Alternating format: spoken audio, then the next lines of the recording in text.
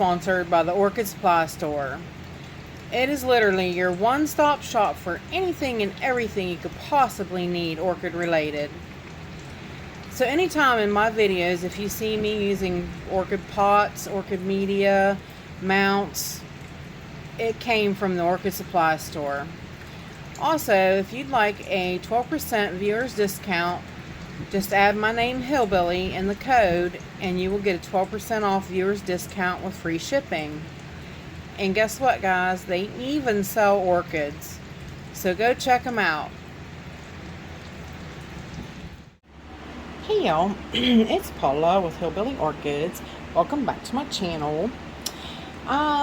This video is a friendly reminder that all orchids are calcium hogs. All orchids are calcium hogs. Rick L said it. Rick L pounded it in my head. He said, don't forget, always put your espoma garden lime on your plants. So it is that time again. So this is your friendly reminder as well. Don't forget, you can't overdo it on the calcium for orchids. You just can't.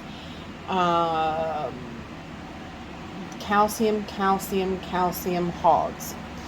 So this is I'm going to take you around. We'll show you once again what I do and how I do it on a few of the pots. Basically what I do is I put this on after I flush my pots, because that way everything's all flushed out and the pH is all good, in the pot, and you've got everything flushed out of them that needs to be flushed out of them. So and there's different things you can use to spread this evenly over your pots, because you don't want to put that much. It's just a few sprinkles. Some people just literally pick it up and sprinkle it. I use this is a bird food scoop. You're supposed to be able to scoop food with it for birds, and then you just let it slide through a cage. So that's all that is, just a bird food scoop. And this is a seed spreader. It's got like different size holes that you can spread different size seeds.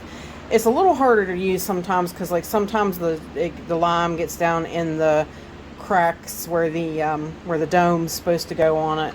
So it is a little harder to use. Normally this one here is my best method. But yeah, definitely it's like I would bring a plant over, set it here in the sink. I'd rinse the leaves off real well, rinse the pot through real well, make sure it's all,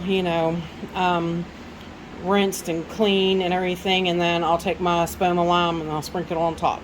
I'll have it sitting over here on the stand waiting, just have it sitting nearby so that I can just sprinkle some on the top and then put that plant back and it's done.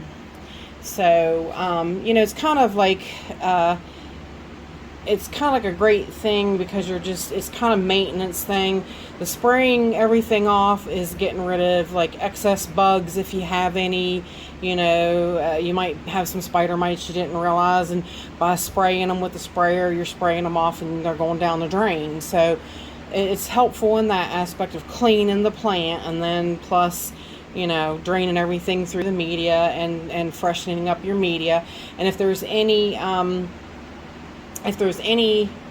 like I've always told you, and then Rick's explained this too, say this is your root, this is your orchid root, and this is a pocket of nutrients.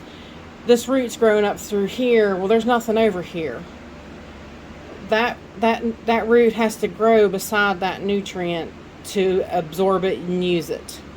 So when you flush, that all gets going and it goes around and gets right back around roots, so then the roots can use it and the plant can take off again. So flushing is just really good.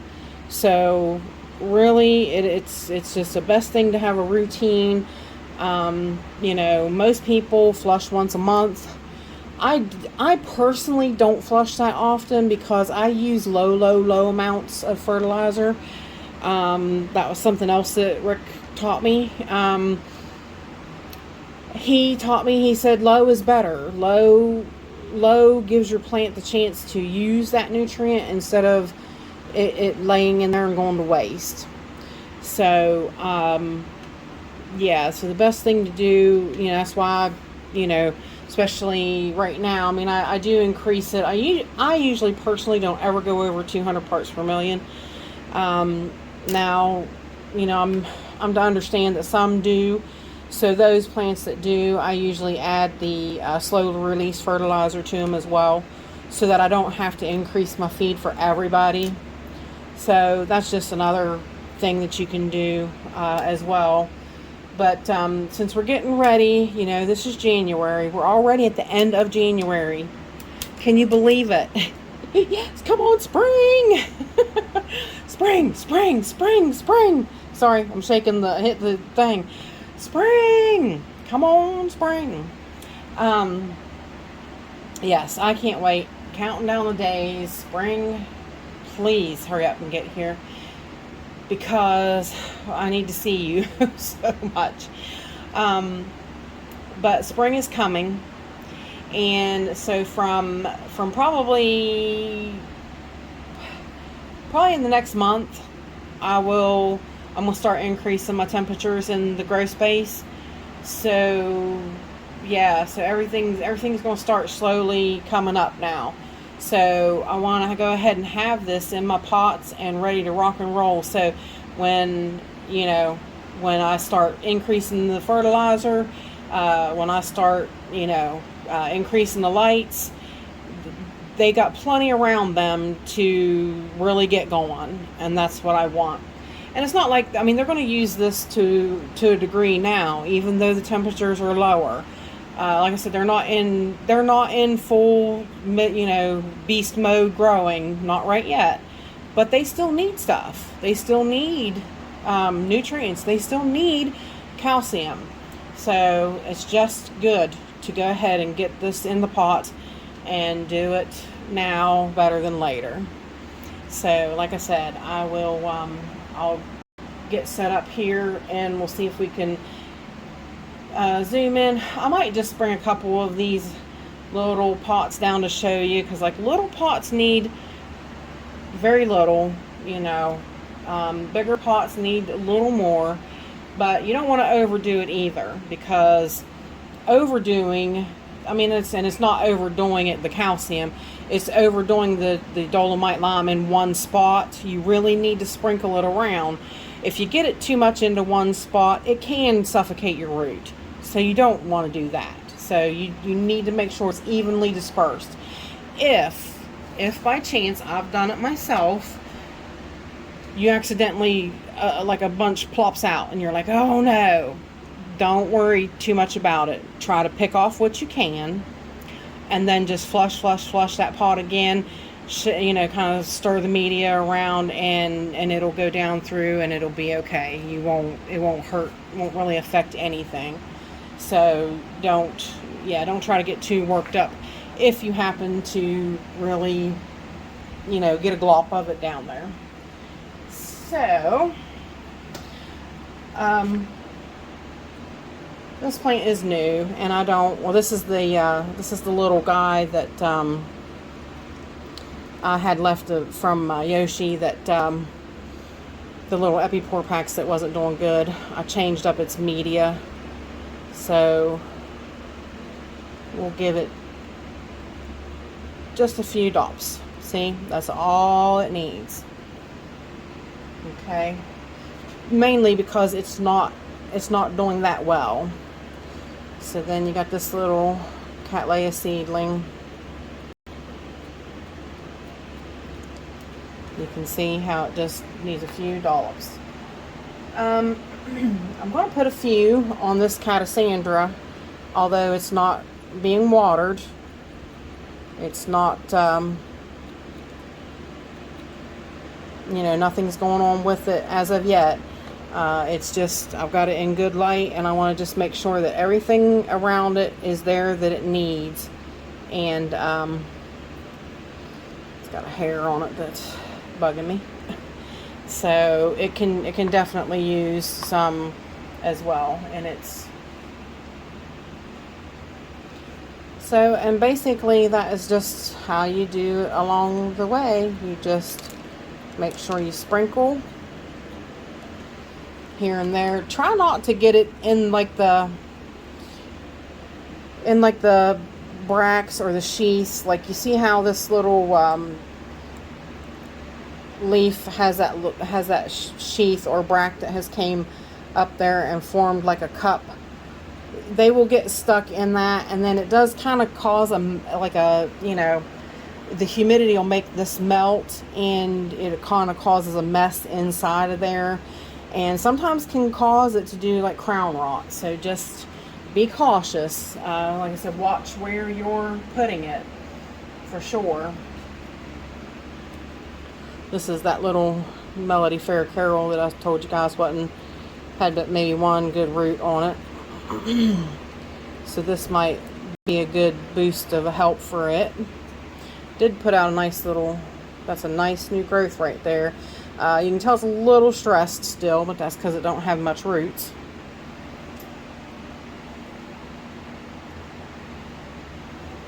There's my Rossi Oka.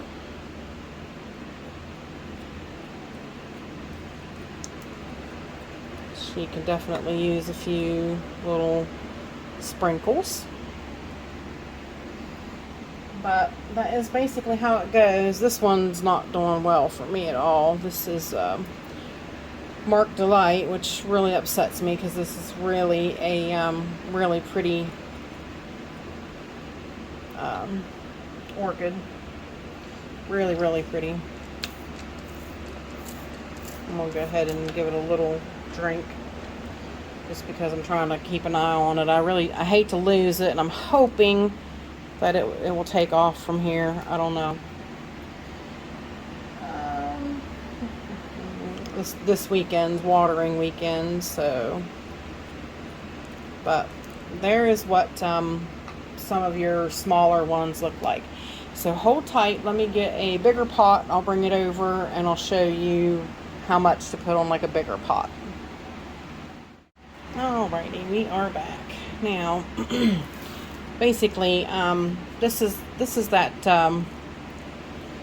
little Phalaenopsis that I just got from. I wish I should have turned the tag around the other way so I could make sure I knew what keep track of what it was. This is the Phalaenopsis Tetraspis cerulean that I received from Anavogia.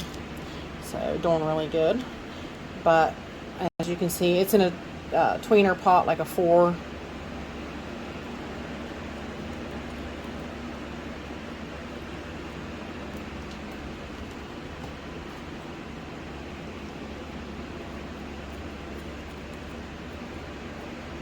Definitely watch getting any in the crown of that plant. And then, like, here's a bigger, this is like a 6-inch pot of a Cattleya. Now, Cattleyas really like it, so I do a little heavier on Cattleya, but I still make sure that it sprinkles quite around. So that gives you a generalized idea of how much I put on them. And if it's a little bit bigger pot, I might go around it like 3 times like that. And then sometimes with the bigger pots too, I'll shake it down like that cautiously, because this one's not really rooted great yet. And then I'll give them a little bit more, because that way it just kind of shakes it further down in the pot. So there you go. And that's basically how I do it. And like I said, just don't forget, all orchids are calcium hogs. All orchids, every one of them. Cattleyas really do like calcium a lot.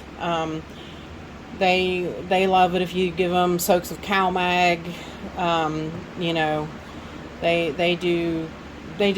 They thrive with well, you see how big my Cattleyas are, and you see how they just eat up the regimen that I give them. And this is part of the regimen that they get from me. So, friendly reminder, everybody get your organic lime out and get to sprinkling some in your pots. And I've even showed you before, like sometimes you can really smash that. Like I said, if you have high humidity, this does get wet and it will get pasty. So, but you can, if you before it gets wet, you can kind of crush it up and make it powdery, and you can even sprinkle it over your mounts, or like take a little bit of that, make it into a paste, and like dab it somewhere above your mount, so when you spray, some of that's getting released and falling down as if it would on the trees. Every orchid, no matter what it's on, try to figure out a way to give it some of the slime, and you'll really see a difference in your plants, honestly. So there you guys go. If you have any questions, please feel free to leave them in the comments. And with that said, I appreciate all you beautiful, wonderful people stopping by and hanging out with me. And bye for now, y'all, till we meet again.